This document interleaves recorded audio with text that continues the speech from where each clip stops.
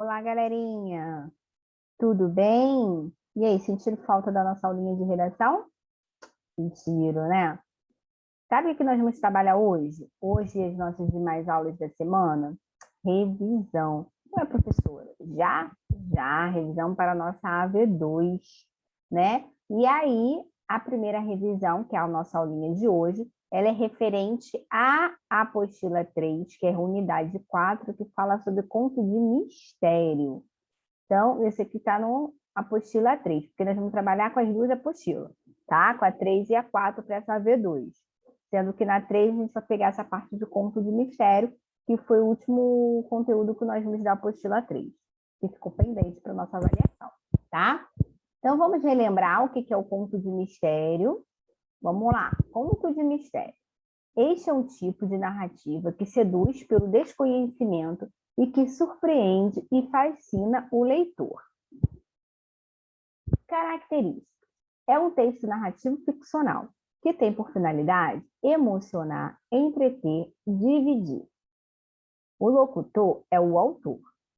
O destinatário é o público em geral. Pode ser publicado em livros, revistas, jornais e sites da internet. Os temas são variados.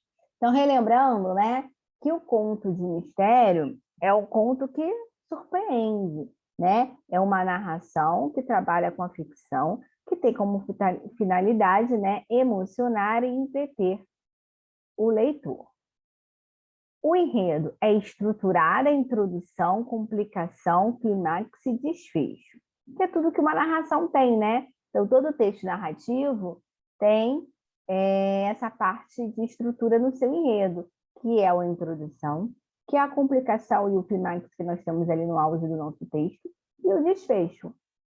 O texto é curto, condensado e apresenta poucas ações, tempo e espaço reduzido. A narrativa se estrutura de forma a criar expectativa e suspense. Então, essa parte aqui, esse conto de mistério, é que ele demarca bastante, né?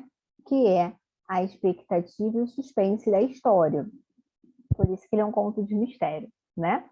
Os ambientes retratados são sombrios, noturnos, macabros, mórbidos, povoados por indivíduos melancólicos, pessimistas, sem perspectivas e decadentes. Apresenta geralmente narrador protagonista. Geralmente emprega a variedade padrão da língua e os verbos no passado. O suspense é um efeito criado com base no emprego de determinados substantivos e adjetivos, a fim de despertar a curiosidade do leitor para conhecer os fatos de uma narrativa. Ele prende a atenção do leitor, criando uma atmosfera de incerteza. Também cria uma expectativa acerca de como ocorrerá o final da história. Então, aqui é só trabalhando, né, a ideia do suspense que tem nesse nosso conto de mistério, que ele tem essa ideia, né, de trabalhar toda a parte da incerteza do nosso texto, né? E, claro, trabalhando para apresentar, né, uma expectativa muito boa no final da história. E aí eu lembro que eu trabalhei com vocês, que eu tirei isso aqui da apostila, né? Que são os tipos de narradores. Então, vamos relembrar os tipos de narradores, até porque, né, no nosso texto narrativo, a gente precisa separar, né, aquele narrador que é personagem, do onisciente e do observador. Então, vamos relembrar. Nós temos dois focos narrativos, que é o foco de terceira e de primeira pessoa. O de primeira pessoa é o nosso narrador personagem.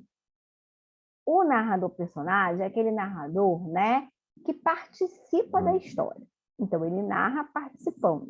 Então, aqui, ó, nesses casos, o narrador participa ativamente dos fatos, tornando-se também um personagem, né? Então, essa parte, lembrando, então, que o narrador personagem é aquele narrador que narra e participa ao mesmo tempo da história. Então, ele é feito em primeira pessoa. Sua maneira de contar a história é fortemente marcada por características emocionais subjetivas. Nesse foco narrativo, há somente um tipo de narrador, que é o narrador personagem. Conhece toda a história e participa dela, assumindo a função de narrador protagonista ou narrador coadjuvante. E aí o nosso foco narrativo em terceira pessoa é aquele narrador que ele não participa da história. Ele apenas narra. Aqui, ó. Nesses casos, o narrador não participa ativamente dos fatos, limitando-se em narrar apenas as situações que vive. Nesse foco narrativo, há dois tipos. Então, no primeira pessoa, só há um, que é o narrador personagem. Já o de terceira, ele tem dois, que é o narrador onisciente e o observador. Tanto o onisciente quanto o observador são aqueles narradores que não participam da história, tá? Ele só narra. Mas aí tem uma diferença, né? Porque senão, se não tivesse diferença, não teria nome diferente. Então, vamos lá para o onisciente. O onisciente é aquele que conhece a história por completo, inclusive o pensamento e as emoções dos personagens, assim como o passado, o presente e o futuro dos acontecimentos.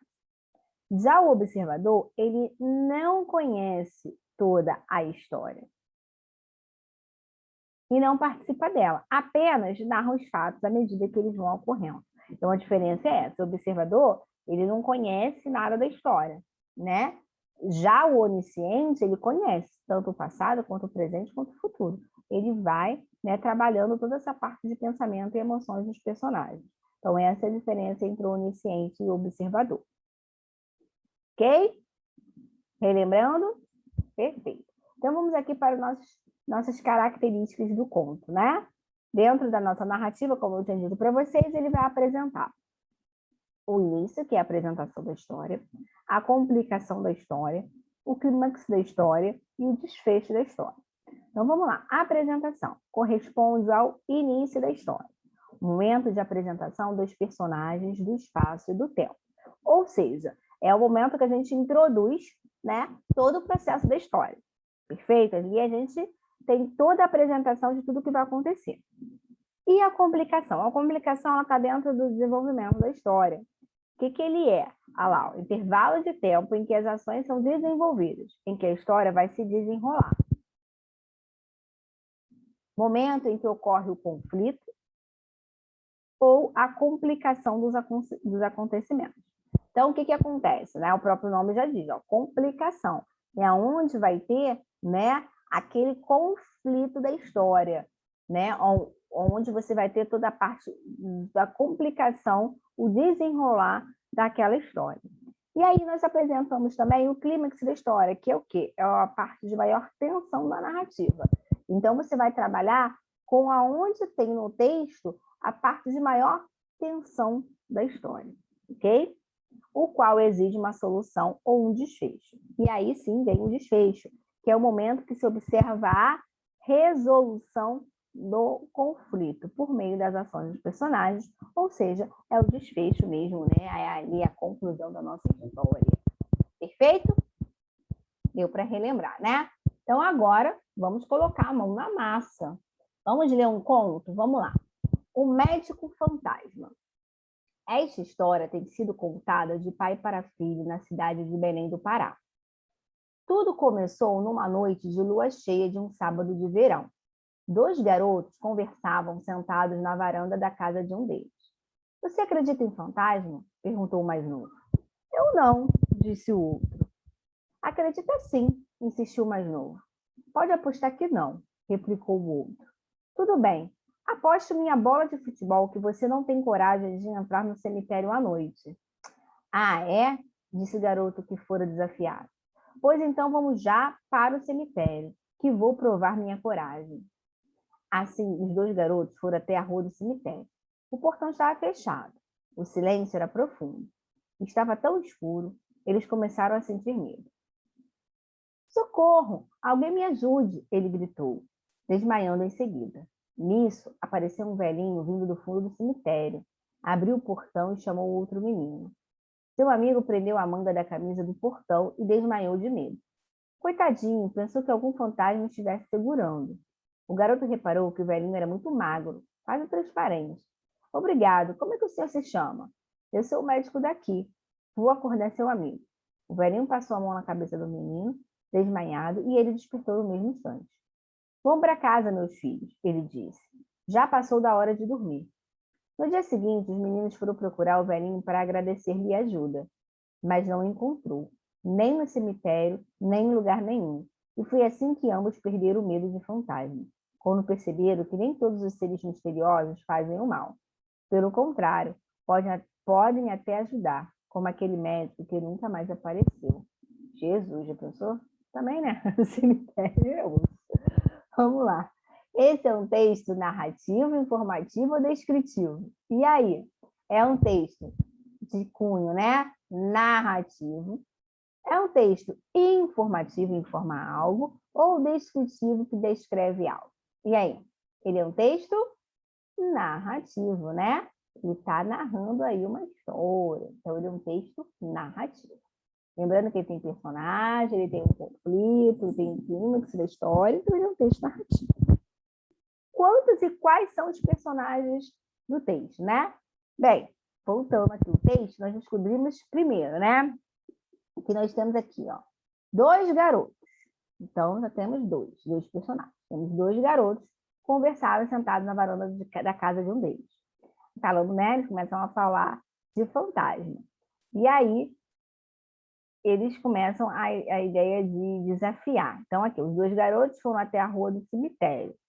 Então, lá no cemitério, né, aparece o senhor, que é o médico. Cadê onde ele faz? Eu sou o médico daqui. Então, nós temos 3 personagens, né? O médico, que é o velhinho, é um personagem só, tá? O velhinho médico e os 2 meninos. Então, são esses personagens. São 3 personagens, vocês vão colocar 3 personagens, os 2 meninos, né? E mais o médico fantasma ou o velhinho, como vocês quiserem denominar, porque aqui ele denomina, né, como médico ou como velhinho. Perfeito? Nosso gabarito aí é um texto narrativo contendo 3 personagens. Vamos para a próxima questão, Nossa, vai ser grande, hein? Vamos então lá para a pergunta, que diz assim: para ganhar a aposta, era preciso atravessar a rua e bater a mão no portão do cemitério.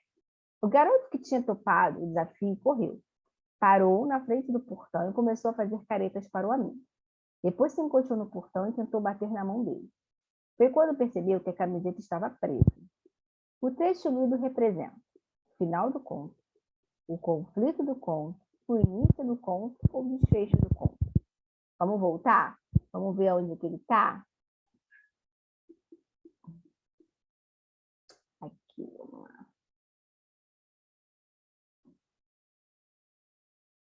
É por aqui. Ó. Tudo bem, aposte minha bola de futebol que você tenha coragem de entrar no cemitério à noite. Ah, é? Disse o garoto que foi desafiado. Pois então vamos já para o cemitério que vou provar minha coragem. Assim os 2 garotos foram até a rua do cemitério. O portão estava fechado, o silêncio era profundo, estava tão escuro, eles começaram a sentir medo. Socorro! Alguém me ajude! Ele gritou, desmaiando em seguida. Nisso apareceu o velhinho vindo no fundo do cemitério, abriu o portão e chamou o outro menino. Seu amigo prendeu a manga da camisa no portão e desmaiou de medo. Então, né, aqui na verdade, ele foi tirado desse pedacinho que está entre aqui, tá vendo? Que tem reticências. Então, está entre esse pedaço e aqui ele já diz, né, o momento que ele desmaia. Perfeito? Então, esse aí é o momento do início do texto. É o momento, ele fala que né, início, vamos voltar lá para a pergunta. Início, o final do conto, a gente já viu que não é, né? O final do conto, o desfecho do conto é a mesma coisa, perfeito? Não é isso? Não é. É o início do conto? Também não é. Então, ele é o conflito do conto, né? É exatamente onde começa a desenrolar. Eles primeiro apresentam, o início do conto é a apresentação dos meninos, né? E falando sobre a aposta. E depois, o momento ali do conflito, é o menino ficando preso na hora que o fantasma médico chega, né? Então, esse é o conflito do texto. P de bola. Muito bem. Vamos para a questão 4. A questão 4 fala assim: com base na leitura do conto acima, podemos afirmar que possui uma longa estrutura que traz diversos fatos relacionados a vários conflitos, traz acontecimentos muito complexos, traz diversos fatos que acontecem em vários tempos e espaços, traz ações relacionadas a um único conflito. E aí? O que a gente afirma aqui? Vamos eliminando, né? Fica mais fácil. possui uma longa estrutura? Ele tem uma longa estrutura, o texto? Aí ele bota, né? Traz diversos fatos relacionados a vários conflitos? Também não, né? Traz acontecimentos muito complexos? Não, são acontecimentos simples até por sinal, né? Então não é complexo. Traz diversos fatos que acontecem em vários tempos e espaços. Vamos ver se isso é verdade? Vamos lá. Aqui ele fala, né? Essa história tem sido contada de pai para filho na cidade de Belém do Pará. Tudo começou numa noite de lua cheia de um sábado de verão, dois garotos sentados na varanda da casa. Então aqui acontece em um lugar que eles estão conversando na varanda da casa. Logo em seguida, né, eles falam de apostar. Aí aqui ele fala, pois então, vamos já para o cemitério que vou provar minha coragem. Assim, os dois garotos foram até a rua do cemitério. Então, nós temos outro lugar, né? Então, nós temos aqui, né, tempos e espaços diferentes. Tanto que aqui no final, ele, né, a noite está lá, aí já acontece aqui no dia seguinte. Então, aqui já é um outro momento, já é um outro tempo. Então, espaço e tempos realmente, né, são vários. Não é um lugar só, não é um tempo só. Então, já achamos aqui a nossa resposta para os diversos fatos que acontecem em vários tempos e espaços. Está lá no gabarito, caso. Vamos para a questão 5. Considerando o título do conto, assinale a alternativa correta. Vamos voltar para o título do conto, antes de a gente ler as opções. O médico fantasma, esse é o título do conto. Vamos então aqui às questões que falam. Ao ler o primeiro parágrafo do conto, já podemos perceber claramente a relação entre o título e os fatos do texto. B. O título só é justificado claramente no 10º parágrafo do conto. Por ser muito pequeno, o título não justifica o conteúdo do texto. E D. Ao ler o único parágrafo do conto, o leitor consegue identificar claramente a ligação entre o título e o fato narrado. Então, vamos lá? Ele quer a alternativa correta. Ó, o título é o médico fantasma. Ele vem. Esta história tem sido contada de pai para filho na cidade de Belém do Pará. Tudo começou numa noite de lua cheia de um sábado de verão.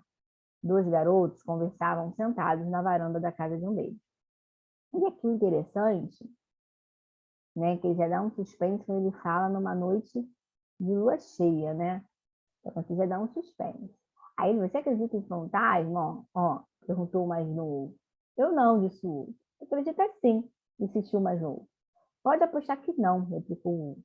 Tudo bem, aposte minha bola de futebol que você não tem coragem de entrar no cemitério à noite. Então, a gente pode perceber aqui que no início do texto, né, já demarca um suspense aí.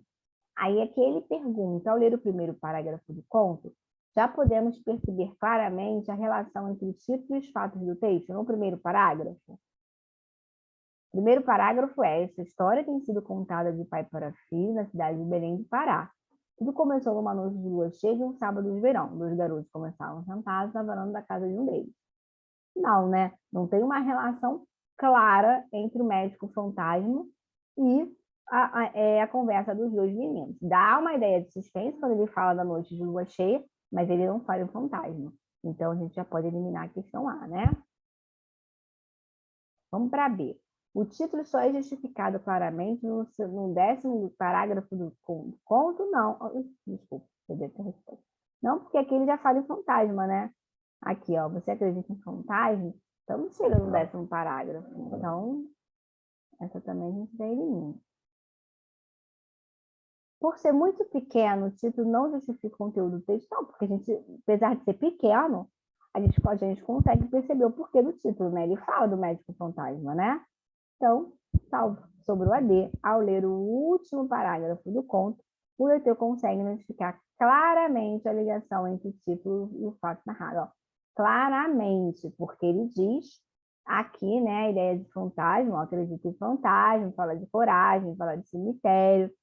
Aí aqui é que ele, né, no final, ele deixa claro, né, por eles ter voltado no cemitério, ó, no dia seguinte, os meninos foram procurar o velhinho para agradecer-lhe ajuda, mas não encontraram nem no cemitério, nem em lugar nenhum. E foi assim que ambos perderam o medo de fantasma. Então, aqui fica claro, né, que o velhinho, o médico, era um fantasma. Claro, mas ele deixa pistas no decorrer do texto, né? Então, realmente, nosso gabarito é D de dado. Muito bem.